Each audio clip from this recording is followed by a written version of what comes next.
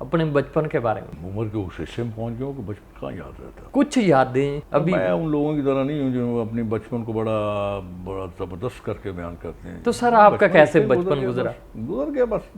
आज की यूथ है वो सियासतदानों के बारे में जानना चाहते हैं। कुछ ज़िंदगी उन वक्तों में गुजरी जब मुख्तलिफ दौर था, सोच मुख्तलिफ थी, अंदाज मुख्तलिफ था। तो सर कभी आपको अपना बचपन याद नहीं आया? जो गांव की ज़िंदगी है वो कभी कभी अट्रैक्ट करती है। कौन से गांव में रहते? का नाम तो गढ़तल था। अस्सलाम वालेकुम, मैं हूं शकील अंजुम और आप देख रहे हैं नेमत पाकिस्तान।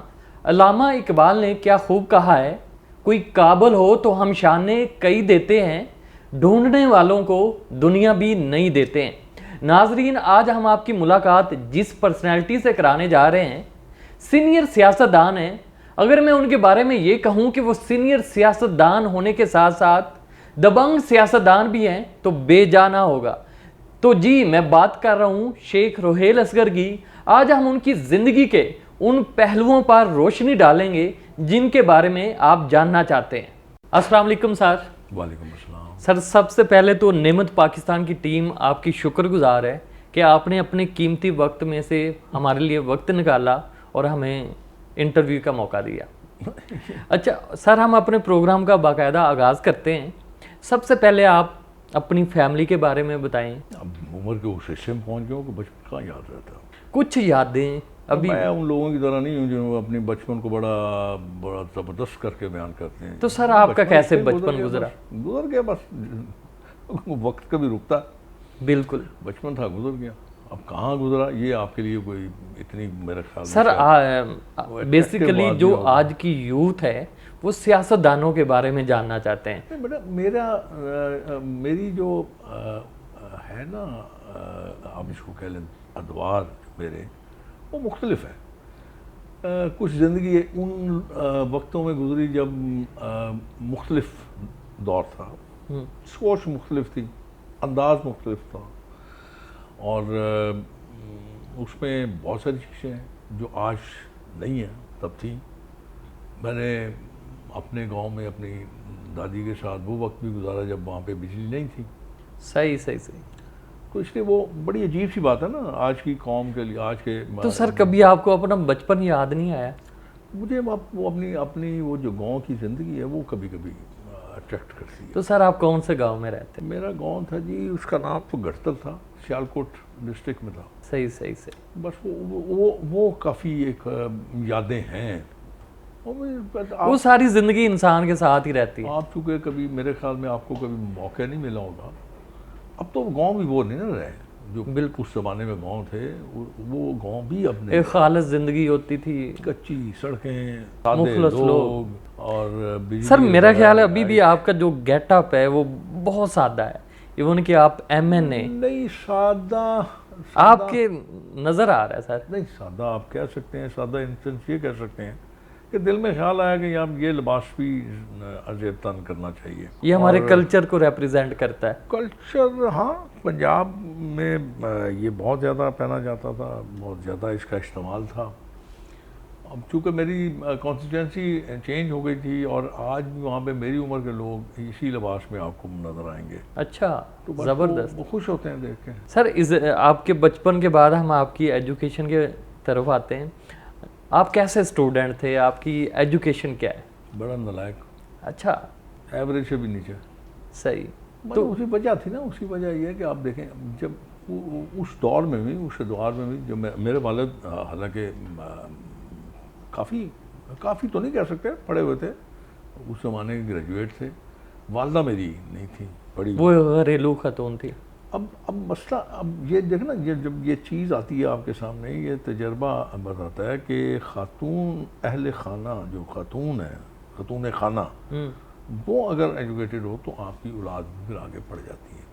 क्योंकि ज़्यादा वक्त तो आप वालदा के साथ गुजारते हैं ना, तो उनका उस पर होना बहुत ज़्यादा उसको डोमिनेट करता है। जैसे मेरी बीवी, उसने अपने बच्चों को आगे बहुत ज़्यादा तालीम दे दी। तो सर आपने कभी सोचा था कि आप सियासत में आएंगे? नहीं। अब ये भी देखा ना, ये भी एक मुख्तलिफ स्टोरी है। तो कैसे आपकी सियासत में एंट्री कैसे हुई? पता नहीं, आप देखें ना, आप जिस दौर से आप हैं या जिस जगह आप हैं इस वक्त, आप अपने फैसले खुद करते हैं। बिल्कुल। हमारे ज़माने में हमारे फैसले हम खुद करते थे। वालिदैन करते थे। वालिद ने फैसला कर दिया कि तुमने इलेक्शन लड़ना लोकल गवर्नमेंट का, हमने इलेक्शन लड़ना शुरू कर दिया। अच्छा, हाँ, तो आप पहला इलेक्शन ही जीत गए? मैंने पहला इलेक्शन लड़ा था 79 में। अच्छा अच्छा। मेरे वालिद साहब हयात थे, उन्होंने फैसला किया कि तो तब आप पीपल्स लोकल पार्टी में थे? गवर्नमेंट नहीं, लोकल गवर्नमेंट का इलेक्शन था, मैंने इंडिपेंडेंट इलेक्शन लड़ा था। अच्छा। 79 में, फिर 83 में 2 दफ़ा इलेक्शन लड़ा लोकल गवर्नमेंट का, दोनों दफ़ा इंडिपेंडेंट लड़ा। तो उसका रिजल्ट क्या निकला? जीत गए थे हम, जीत दोनों गए, भाई थे हम। जबरदस्त। उसमें 83 में छोटा भाई भी मेरा लड़ा था इलेक्शन, वो भी जीत गया था, मैं भी जीत गया था। उससे तो कॉन्स्टिट्यूंसी बहुत बड़ी थी। तो सर जब आप एक स्टूडेंट थे तो क्या आपने कभी मुश्किलात का सामना किया? मुश्किलात बैसियत से कभी student ऐसा हुआ नहीं। कि आपके पास कोई पैसे ना हो? नहीं नहीं, उस वक्त बड़ी अजीब, मैंने आपको माना वो बड़े अजीब व गरीब अदवार थे सही। वहाँ पे। मुझे याद है अच्छी तरह, मुझे 1 रुपया मिलता था जब मैं कॉलेज में था। अच्छा। ठीक था, सेटिस्फैक्ट्री, बहुत सेटिस्फैक्शन थी, बहुत पैसे आ जाते, उसमें बहुत सारी चीज़ें आ जाती थी और फिर भी वो ख़त्म नहीं होता था। सर स्कूल लाइफ के बाद आप अपने बिजनेस की तरफ आए, तो जो आपकी पहली आमदन थी उस वक्त आपके क्या एहसासात ख्यालात है? स्कूल लाइफ में, स्कूल कॉलेज लाइफ के बाद, यानी अपनी तालीम मुकम्मल करने के बाद जब आप बिजनेस की तरफ आए, बड़ी अट्रैक्शन थी यार। जो आपकी पहली कमाई थी वो क्या कमाई आपके? तो बाद में आएगी ना, बड़ी अट्रैक्शन थी। वाले साहब आते थे, वो ड्राइवर भाग के उनका दरवाज़ा खोलता था या मुलाजिम दरवाज़ा खोलता था, बड़ी फैसिनेट करता था यार कि जी कारोबार करेंगे। वालिद मेरे बड़े सख्त थे। अच्छा अच्छा। जब मैं कॉलेज में पढ़ता था तो उस वक्त ही उन्होंने मुझे काम में लगा दिया बिजनेस की तरफ अपन। हाँ, क्यों मैं बड़ा था तो छोटे 2 जो थे वो छोटे थे, तो मैं वालिद से कहा। लेकिन फिर उसके बाद ये था कि मेरी शादी बड़ी जल्दी हो गई। तो इसका आपको गम है कि जल्दी शादी होगी? बिल्कुल नहीं। अच्छा। बिल्कुल नहीं, गम क्यों है भाई, मेरे बच्चे जो हैं। नहीं मतलब आपको कोई मौका नहीं मिला एंजॉयमेंट करने किसका का? मौका मिला? घूमने शादी क्या, फिरने शादी का? आपकी इंजॉयमेंट रोक लेती है? सर आप पे जिम्मेदारियां आ जाती नहीं बहुत, नहीं, शादी आपकी इंजॉयमेंट रोक लेती है? मतलब जिम्मेदारियां आ जाती, एक आज़ाद समझ जिंदगी। नहीं जो आता है ना। अच्छा। मैं तो अब भी आज़ाद जिंदगी गुजारता हूँ। अच्छा, जबरदस्त। सर आपके बारे में ये बड़ा मशहूर है कि आप दबंग सियासतदान है, मुंह पे बात कर देते हैं, इसकी क्या वजह है? आप मतलब पार्लियामेंट में भी आप बड़े फेमस है। बदकिस्मती है मेरी। अच्छा। सियासत में ये होता नहीं है। अब सच्चे खरे फेलियर है। आप समझते कि इस सियासत में फेलियर है, लेकिन आप वैसे मुतमईन है? सच, हाँ, मैं मुझे कोई रिग्रेट नहीं है। लेकिन मैं अगर सच बात करता हूँ या मैं झूठ नहीं बोलता, मुनाफिकत नहीं करता, तो मुझे इसमें कोई रिग्रेट तो नहीं है। अगर नहीं किसी को अच्छा लगता ना लगे। सही। मेरा राज़िक वो थोड़ी है, राज़िक मेरा अल्लाह। बेशक। मुझे कुछ लेना देना नहीं इस बात से। वक्ती तौर पे हो सकता है लोगों को बुरा लगता हो, लेकिन और लॉन्गर रन शायद जब वो मेरी बात समझ आती है तो दिल में ज़रूर कहते होंगे हाँ ठीक किया ऐसे। सर आपके नज़दीक सियासतदान और लीडर में क्या फ़र्क है? एक ही चीज़ है। फ़र्क क्या होता है इसमें? सियासत में आएगा तो लीडर बनेगा ना। सर कहा जाता है कि जो सियासतदान होते हैं वो अगले इलेक्शन का सोचते हैं, लेकिन जो लीडर होते हैं वो अगली नस्लों का सोचते हैं। इसमें कितनी हकीकत है? डिपेंड करता है आपके सर्कमस्टांसेस पे डिपेंड करता है, आपकी हालात पे डिपेंड करता है, आपकी सियासी अपलिफ्टिंग पे डिपेंड करता है। सर आप नवाज शरीफ को लीडर समझते हैं या सियासतदान? लीडर समझता हूँ तो उनके साथ हूँ ना। सही। सर कोई ऐसी पर्सनैलिटी जिनसे आप बहुत ज़्यादा इम्प्रेस हो? मेरा बाप था, कमाल आदमी था, आपने देखा नहीं, सुना नहीं। आप सुने और देखते हो अगर काश, तो हम कहते कैसा इंसान था वो। तो सर अपने वालदैन को आप किन लफ्ज़ों में अभी याद करना चाहेंगे? हर हफ्ते जाता हूँ, उनसे बातें करता हूँ, जाके सही। गप मारता हूँ। सही सही। इससे ज़्यादा मैं क्या कर सकता हूँ? तो सर आपने उनसे क्या क्या सीखा? कौन सी ऐसी आदतें आपने उनकी अपनाई जो अभी तक आप कामयाब है? हमेशा कहते थे कि यूं हाथ रखो, यूं हाथ ना रखो। और मेरे मालिक ने देने वाला मुझे हमेशा माशाल्लाह नवाजा है और हमेशा मेरे लिए सर आप अपने हल्के, कहा जाता है कि आप अपने हल्के में बहुत ज़्यादा काम करते हैं, इवन कि आप अपने पैसों से भी काम करते हैं। तो आपका बिजनेस क्या है? पैसा मेरा थोड़ी है, पैसा मेरे मालिक का। उसकी मखलूक में अगर खर्च हो जाए जो मेरी औकात है, मुझे सेटिस्फेक्शन होती है। आराम से सोता हूँ, चाहे सारी रात जागता हूँ, मुझे कोई परेशानी नहीं होती। कहाँ से मिलता है, कौन देता है, वही मालिक है, वही रास्ते बनाता है, वही रास्ते खोलता है। बेशक।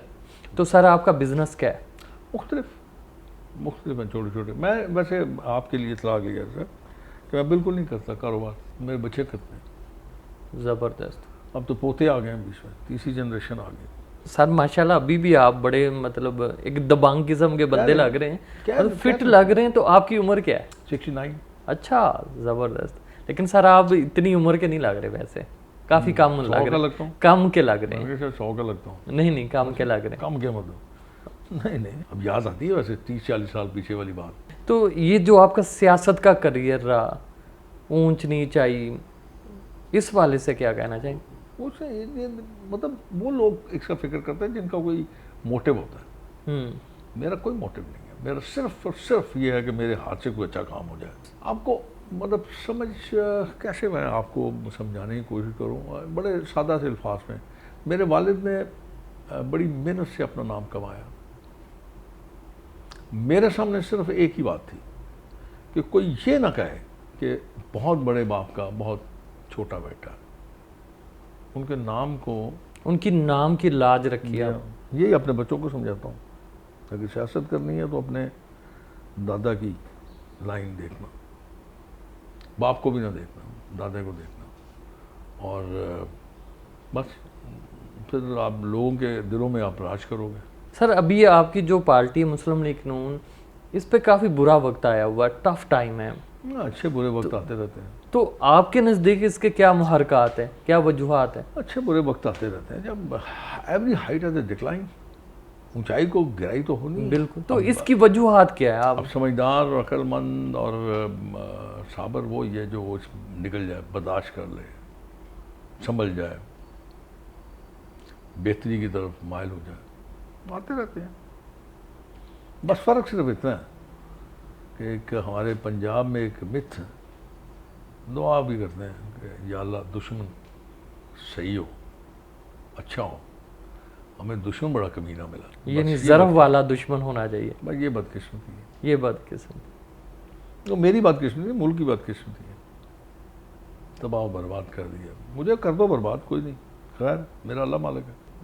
मैं अब उम्र के उस हिस्से में मुझे अब मेरी वो कोई डिमांड्स नहीं है, एम्बिशियस नहीं हूँ मैं, ख्वाहिशात नहीं है। नहीं बिल्कुल नहीं है। मुझे मेरे मालिक ने इतना दिया, इतना कुछ दिया। अब मैंने बताया ना, अब मैं उम्र के उस हिस्से में हूँ कि अब मैं ख्वाहिशों को क्या करूँगा लेके। कितनी ख्वाहिशें, हर चीज़, औलाद, पैसा, घर, दौलत, गाड़ी, सब कुछ। अब इससे और ज़्यादा क्या कर लूँगा यार। ये नहीं कि आप ख्वाहिशों के गुलाम नहीं हैं, ख्वाहिशों के पीछे नहीं भागने वाले। मैंने कहा ना 69। तो सर और भी बहुत सारे लोग हैं जिनकी इससे भी ज़्यादा एजेस हैं। अपनी अपनी मर्जी है, अपनी अपना सोच है, अपना अपना अंदाज है। सर आपको ज़िंदगी का कौन सा ऐसा दौर जो सबसे ज़्यादा अच्छा लगता है अपनी ज़िंदगी दौर का? भी अच्छा लगता है। यूथ, आज के नौजवान आपकी ज़िंदगी के बारे में जानना चाहते हैं। आपने कितनी स्ट्रगल की, कितनी कोशिश की इस मकाम तक आने के लिए? अपना बाप गंवाया, अपना भाई गंवाया, अपना तीसरा भाई गया, अकेले तन्हा इस इलाके के लोगों को देखता रहा। बस ठीक है, अल्लाह ने मदद की, संभल गया, क्या फ़र्क पड़ता है। मुझे उसने पैदा किया, वो सब कुछ देगा, वही देख पाल रहा। सर बतौर पॉलिटिशियन आप कौन सा ऐसा काम करके जाना चाहते हैं कि आने वाले लोग, आपके हलके के लोग या आने वाली नस्लें उसको याद रखें? काम दो तरह की चीज़ें हैं। एक तो आप ये है कि आप अपने हलके के लिए करना चाहते हैं, तो अल्हम्दुलिल्लाह काफ़ी कुछ किया, लेकिन आपको पता है काम तो नहीं ख़त्म होता है, चलते रहते हैं, आबादियाँ बढ़ती रहती हैं, लोग बढ़ते रहते हैं, मसाइल बढ़ते रहते हैं, तो चलता रहता है। हम आके ज़रा थोड़ा सा मुश्किलात में पड़ गए हैं कि सारा मुल्क ही पड़ा हुआ, मैं अकेला क्या पड़ा हूँ, लेकिन कोई हालात ख़राब होते जा रहे हैं दिन ब दिन। और बाकी रह गया मुल्की मामला, तो मेरी सिर्फ यही है ख्वाहिश, दुआ भी है, ख्वाहिश भी है कि अल्लाह करीम मेरे ऐसा कर दे कि कोई परेशान न रहे। वो ज़रा थोड़ा मुश्किल है, लेकिन अल्लाह के घर में कोई देर नहीं है, ना नाउमीदी है। वो चीज़ें मुख्तलिफ हैं, मुख्तलिफ चीज़ों को मुख्तलिफ तरीके से किया जाता है। बस वो है, अगर रज़ा हुई तो हो जाएगा, मेरे हाथ से हो जाएगा, अगर हो गया तो सुकून आएगा बस। सर अभी आपने देखा होगा जो हमारा हमसाया मुल्क है अफ़गानिस्तान, वहाँ पे बड़ी तब्दीलियाँ हुई हैं। एज अ सियासतदान, पॉलिटिशियन, आप उसको किस निगाह से देख रहे हैं? क्या ये पाकिस्तान के हक़ के लिए बेहतर है या पाकिस्तान को भी इसका खमियाजा भुगतना पड़ेगा? नहीं, बड़ा अजीब है आपका ये, मतलब स्टोरी बड़ी अजीब है। और ये आपका ये सवाल जो है ना, इसके अंदर बहुत सारे सवाल पोशीदा है। वहाँ पे जो तालिबान है, अभी कुछ कहना मेरे ख्याल कबल वक्त होगा। सही, कबल वक्त मैं समझता हूँ कि कोई भी, क्योंकि वहाँ पे एक ही, वहाँ पे भी वही हालात पैदा होंगे जो उन ममालिक में जहाँ पे मुख्तलिफ फ़िक़ा बरइख्तियार है और दूसरे फ़िक़ा को अपने उस फ़िक़ा को उजागर करने की इजाज़त नहीं है, तो उससे बुराइयाँ और ख़राबियाँ बढ़ जाती हैं। तो हम भी पाकिस्तान पिछले अरसा दराज से, जब से ज़ियाउल हक़ साहब गए हैं, सफ़र कर रहे हैं। तब भी तालिबान ही थे, वो गए तो थे नहीं। बिल्कुल। क्लैशिंग ऑफ कल्चर, फिर शहादतें, बर्बादियाँ, तबाही मुल्क की बगैर किसी मकसद के। आपका तो कोई तल्लुक़ ही नहीं था, लेकिन आपने सफ़र किया। अभी रिसेंट बात पता नहीं गलत है या सही है, अभी एक बयान आया था तालिबान का कि टीटीपी है, पाकिस्तान की, जो पाकिस्तान में तहरीक तालिबान पाकिस्तान, तहरीक तालिबान पाकिस्तान टीटीपी, उसके मतलब उन्होंने को बयान दिया कि जी वो उनको पाकिस्तान के हवाले नहीं करेंगे और अपनी सरजमीन इस्तेमाल नहीं करने देंगे किसी को। जब वो सिंसियरिटी तो ये थी कि वो ऐलान करते कि आज के बाद टीटीपी नाम की कोई जमात जो है वो यहाँ पे एग्जिस्ट नहीं करती, एग्जिस्ट की बात ही, मतलब वो काम नहीं करेगी और फिर ज़्यादा अच्छा बेहतर होता। लेकिन बड़ा भाम है इसमें थोड़ा सा, मतलब अभी हमें पता नहीं चल रहा कि हो क्या रहा है और होगा क्या। मैंने आपको गुजारिश की ना कि ये मामला जो है ना, इसको अभी आप कुछ नहीं कह सकते, ये कि कबल अज़ वक्त है कहना। जी सर अभी जो आने वाले इलेक्शन है 2023, उस वाले से क्या कहेंगे? क्या मुस्लिम लीग नून, दो चीज़ें ना, पहली चीज़ तो ये है कि अगर इलेक्शन आपके फेयर होते हैं बगैर किसी इंटरफेरेंस के, जो कि सर नामुमकिन है तकरीबन, ये मैं नहीं कह सकता। वक्त और हालात कैसे होते हैं, किस तरफ ऊँट करवट बैठता है।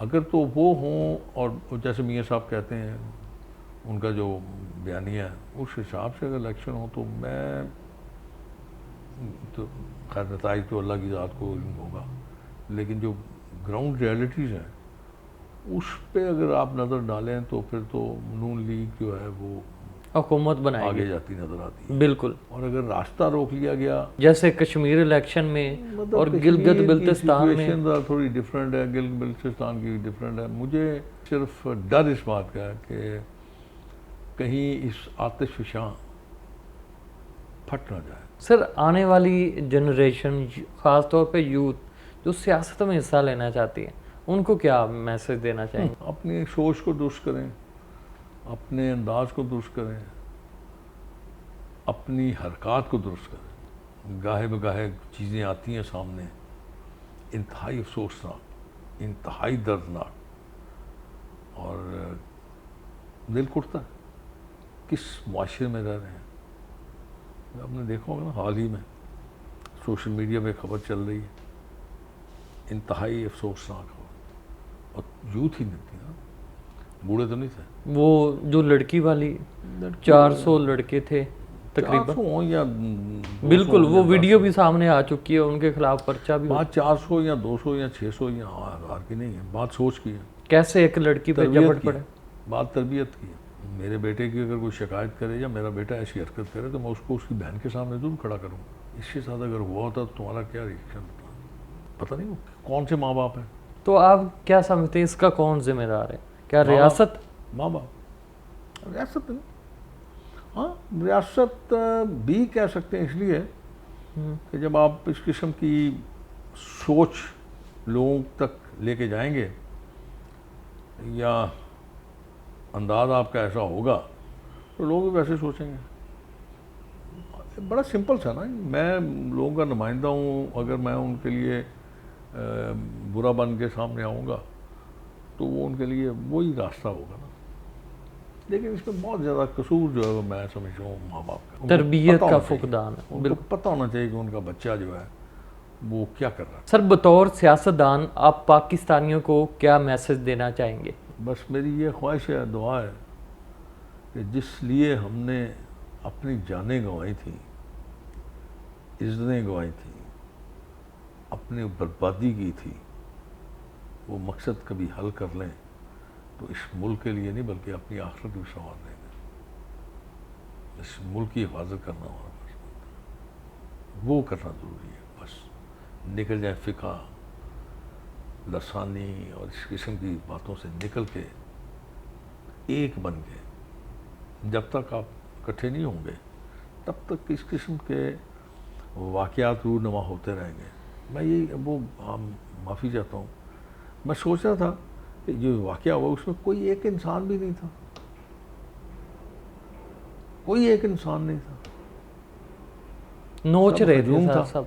नहीं, बस सब हजूम ही था, कोई इंसान ही नहीं था उसमें। जानवरों को कोई देखा है, जानवरों के काबू आ जाए कोई चीज़ तो उसको भोर देते हैं, खा जाते हैं उसको। तो इंसान बन जाए बस, अहले हदीस, अहले सुन्नत, अहले देवबंद, अहले तशीह, इंसान बन जाए। पहले इंसान बने। मैंने बताया अगर उस हजूम में एक भी इंसान होता तो ये ना होता, जान पे खेल जाता। कोई भी गैरतमंद इंसान उसमें। गैरत तो पता नहीं है कि नहीं है, गैरत वाले सारे ही होंगे, अपनी बहनों के लिए सब गैरत आ जाती है। मजा तो फिर है ना किसी और की बहन के लिए गैरत आ पाएंगे। बहुत शुक्रिया सर, आपने हमें कीमती वक्त दिया। नाजरीन मज़ीद इसी तरह के प्रोग्राम देखने के लिए देखते रहिए नेमत पाकिस्तान। फिल वक्त मुझे दीजिए इजाज़त, अल्लाह निगहबान।